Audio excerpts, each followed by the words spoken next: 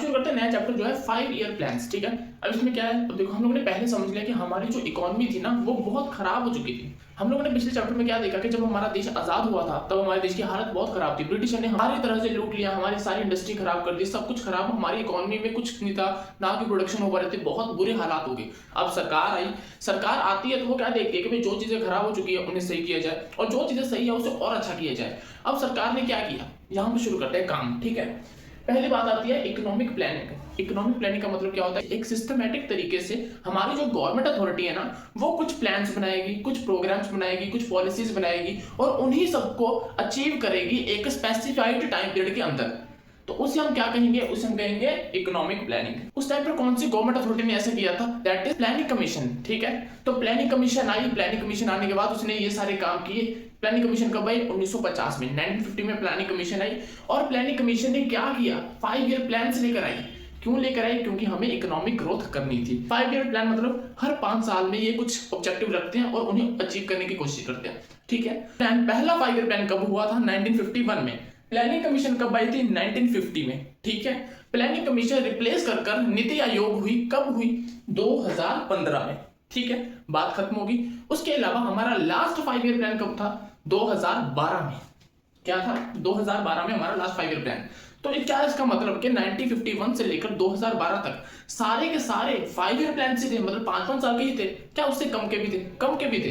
हमने अपनी नीड के हिसाब से कुछ 2 ईयर प्लान बनाए, कुछ 3 ईयर प्लान बनाए, कुछ 1 ईयर प्लान भी बनाए। ठीक है, ये हमारे अपने हिसाब से बना लिए ताकि हम लोग जल्दी से जल्दी ग्रोथ कर पाए। ठीक है, तो इकोनॉमी की ग्रोथ कब होती है, जब देश में प्रोडक्शन ज्यादा से ज्यादा होती है गुड्स एंड सर्विस की। सब लोग यही मानते हैं। जब हमारे पास एक प्रॉब्लम आ गई थी, क्या, what to produce, how to produce, for whom to produce, किसके लिए बनाना है, क्या बनाना है और कैसे बनाना है सामान। ठीक है, अब देखो, अगर तो प्रोडक्शन हो रही है गुड्स एंड सर्विसेज की सिर्फ एक पॉइंट ऑफ व्यू को सोचते हुए कि भाई हमें तो प्रॉफिट कमाना है, प्रॉफिट मैक्सिमाइजेशन करनी है, ठीक है, और कोई चीजें देखना, सोशल वेलफेयर कुछ नहीं देखना, तो वो क्या होती है, उसे हम कहते हैं कैपिटलिस्ट इकोनॉमी, जहां पर सारी market forces he goods and service को क्या करती है, कंट्रोल करती है, जो बहुत खराब सिचुएशन होती है क्योंकि तब गवर्नमेंट कुछ नहीं कहता। ये लोग अपनी मर्जी से जिस भी चीज में इनको प्रॉफिट लगता है वो सामान बनाते हैं। मतलब मोर ओवर प्रॉफिट कहां हो सकता है कि जो गुड्स अमीर लोगों के लिए बनाई जाएगी उनमें प्रॉफिट होगा, जो नॉर्मल लोग होते हैं, जो पॉवर्टी लाइन के अबव बिलो थोड़े बहुत होते हैं, तो उनके लिए सामान बनाएंगे तो प्रॉफिट कम होता है ना, तो वो सिर्फ एक कैटेगरी को पकड़ लेंगे, भाई हमें तो इससे प्रॉफिट चाहिए, हम तो इसके लिए सामान बनाएंगे, दूसरे के लिए नहीं बनाएंगे। और या मान लो कि भाई एक्सपोर्ट में अगर उन्हें बेनिफिट मिल गया वो एक्सपोर्ट कर देंगे, मतलब सामान हमारे देश में पूरा बन रहा है लेकिन एक्सपोर्ट कर रहे हैं, सामान बाहर भेज रहे हैं, हमारे देश के लोग भूख से मर रहे हैं लेकिन सामान बाहर भेज रहे हैं। कैपिटलिस्ट इकोनॉमी नहीं थी गुड हमारे लिए। फिर आगे बात के, अगर मान लो कि मैं, चलो लोगों का कोई मतलब नहीं, गवर्नमेंट खुद इन्वॉल्व होती सारा। अब गवर्नमेंट क्या करेगी, गवर्नमेंट ही देखेगी कि भाई गुड्स एंड सर्विस बनानी है, एक पॉइंट ऑफ व्यू से। क्या पॉइंट ऑफ व्यू होना चाहिए उसका, कि भाई सोशल वेलफेयर होना चाहिए। सोशल वेलफेयर का मतलब कि सारे लेवल्स के लोगों तक खाना पहुंचना चाहिए, सामान उनके हिसाब से बनना चाहिए। लेकिन आप लोगों ने अभी एक चीज समझो कि अगर आप लोग गवर्नमेंट सेक्टर में जाते हो, जैसे मान लो कि आप गवर्नमेंट बैंक में भी चल गए, क्या काम अच्छे से होता है, क्योंकि सब लोगों को ये पता है कि उनकी सैलरी या उनके पास पैसा आ ही जाना, चाहे वो ज्यादा काम करे या थोड़ा काम करे। तो गवर्नमेंट सेक्टर जो था ना वो एफिशिएंट तरीके से काम नहीं कर पा रहा था। मतलब सोशल वेलफेयर तो अपनी जगह, देश का वेलफेयर, देश की ग्रोथ नहीं बढ़ पा रही थी, तो उस हिसाब से जीडीपी बढ़ नहीं पा रही थी जिस हिसाब से बढ़नी चाहिए थी। क्यों, क्योंकि भाई पब्लिक सेक्टर है ना भाई, सरकारी नौकरी मजा ही मजा, तो ये चीज भी खराब थी। मतलब ना ही कैपिटलिस्ट इकोनॉमी होनी चाहिए ना ही सोशलिस्ट इकोनॉमी होनी चाहिए, हमें इन दोनों का मिक्सचर चाहिए था जो थी मिक्स्ड इकोनॉमी। अब मिक्स्ड इकोनॉमी क्या होता है कि भाई साहब प्रॉफिट को भी देखा जाता था और सोशल वेलफेयर को भी देखा जाता था, दोनों चीजों को देख लिया तो उससे हमारे देश की जीडीपी भी बढ़ी और लोगों का वेलफेयर भी हुआ, तो ये बहुत अच्छी चीज थी। इसलिए तो भाई देश को आजाद होने के बाद हमने मिक्स्ड इकोनॉमी को अपनाया। ठीक है, उसके बाद करेंगे goals of the planning in India.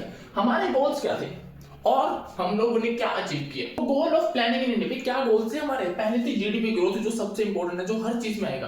भाई जीडीपी ग्रो होनी चाहिए। जीडीपी ग्रो होने का मतलब कि हमारे देश में ज्यादा से ज्यादा गुड्स एंड सर्विस बनने चाहिए, ज्यादा से ज्यादा सामान बनना चाहिए, जिसकी वजह से हमारी इकोनॉमी ग्रो होगी, लोगों को एम्प्लॉयमेंट मिलेगी, लोगों की इनकम जनरेट होगी, जो होनी चाहिए। दूसरा क्या हमारा गोल था, मॉडर्नाइजेशन, मतलब कि हम लोग गुड्स एंड सर्विस बनाए लेकिन नई नई टेक्निक से बनाए, टेक्नोलॉजी की हेल्प से बनाए, ताकि हमारा प्रॉफिट मैक्सिमाइज हो, ग्रोथ और ज्यादा बढ़े। ठीक है, सेल्फ रिलायंस और सेल्फ सफिशिएंसी। अब सेल्फ रिलायंस का मतलब क्या होता है, हमारा देश जो है ना वो डिपेंडेंट था बाकी सारे देशों के ऊपर। अब देखो कोई भी काम करना उसके लिए पैसा तो चाहिए, पैसा उधार लेते थे बाकी कंट्रियों के ऊपर, तो हमारा गोल सेल्फ रिलायंस हो, हम अपना पैसा खुद कमाएं हमारे देश के अंदर। लेकिन दूसरा क्या था, सेल्फ सफिशिएंसी। सेल्फ सफिशिएंसी क्या हो गया कि हम लोग डिपेंडेंट थे दूसरी कंट्री के ऊपर, खाने पीने की चीजों के लिए, भी चीजों के लिए हम दूसरी कंट्री के ऊपर डिपेंडेंट थे। हम लोग चाहते थे अब हम लोग सेल्फ सफिशिएंट भी होने चाहिए, हम लोग पैसा भी यहीं पर कमाएंगे और खाना भी यहीं पर बनाएंगे और उसी को खाएंगे, उसी को लोगों को बेचेंगे। हम बेचेंगे, हम खरीदेंगे नहीं। ये हमारा उद्देश्य था, गोल था। उसके बाद आ गया इक्विटेबल डिस्ट्रीब्यूशन। इक्विटेबल डिस्ट्रीब्यूशन का मतलब क्या होता है कि भाई देखो, अब किसी देश की ग्रोथ बहुत ज्यादा हो रही है, पर उसका मतलब ये नहीं होता कि उस देश में सारे के सारे लोग बहुत खुश हैं, सारे के सारे लोग बहुत अच्छी लिविंग दे रहे हैं, ऐसा कोई मतलब नहीं है। उस देश में ऐसा मतलब भी हो सकता है कि अमीर और ज्यादा अमीर हो रहे हैं, गरीब और ज्यादा गरीब हो रहे हैं, उनके बीच में गैप बहुत ज्यादा बढ़ रहा है, तो जीडीपी ग्रोथ होने का ये मतलब भी हो सकता है। लेकिन हम लोग क्या चाहते हैं, हम लोग चाहते हैं इक्विटेबल डिस्ट्रीब्यूशन, कि भाई जो भी हमारे देश की ग्रोथ हो, उस ग्रोथ का मतलब सिंपल ये होगा कि हमारे सारे लेवल के लोग खुश हों, उन सबकी ग्रोथ हो। ऐसा नहीं है कि सिर्फ अमीरों की ग्रोथ हो ना, हर लेवल के बंदे की ग्रोथ होनी चाहिए, चाहे वो पॉवर्टी लाइन के बिलो हो, चाहे वो पॉवर्टी लाइन के अबव हो, हर एक की ग्रोथ होगी। तो उसकी वजह से अगर हमारी जीडीपी ग्रो हो रही है तो वो चीज हमें चाहिए, ठीक है। ये तो होगी चीजें जो हम चाहते हैं। अब बात करेंगे जो हमें मिला। भाई बातें तो बहुत कर ली, अब अचीव क्या किया, ठीक है। हमने पहला क्या अचीव किया, नेशनल इनकम। जब हम लोग आजाद हुए थे तब हमारी नेशनल इनकम बहुत कम थी। हमारी नेशनल इनकम इंक्रीज कौन से रेट पे होती थी, 0.5% के हिसाब से इंक्रीज होती थी। लेकिन जब 1990 तक पहुंचते पहुंचते गए, जब सेवंथ 5 ईयर प्लान आया, तब तक हमारी जो नेशनल इनकम है 5.8% से बढ़नी शुरू होगी। सो बहुत अच्छा चेंज आया, मतलब हमारी नेशनल इनकम तो बढ़नी शुरू हो गई थी, ग्रोथ आनी शुरू हो गई थी। उसके अलावा रिफॉर्म्स इन एग्रीकल्चर, हमने बात की थी ना भी एग्रीकल्चर सेक्टर को पूरी तरह से बर्बाद कर दिया गया था, जमींदारी सिस्टम लाया गया था, टैक्स वगैरह लगाए गए थे बेकार। इन्होंने सबसे पहले जमींदारी सिस्टम को उठाया, मतलब जो भी इंटरमीडिएटरी थे ना उनको पहले तो हटाया।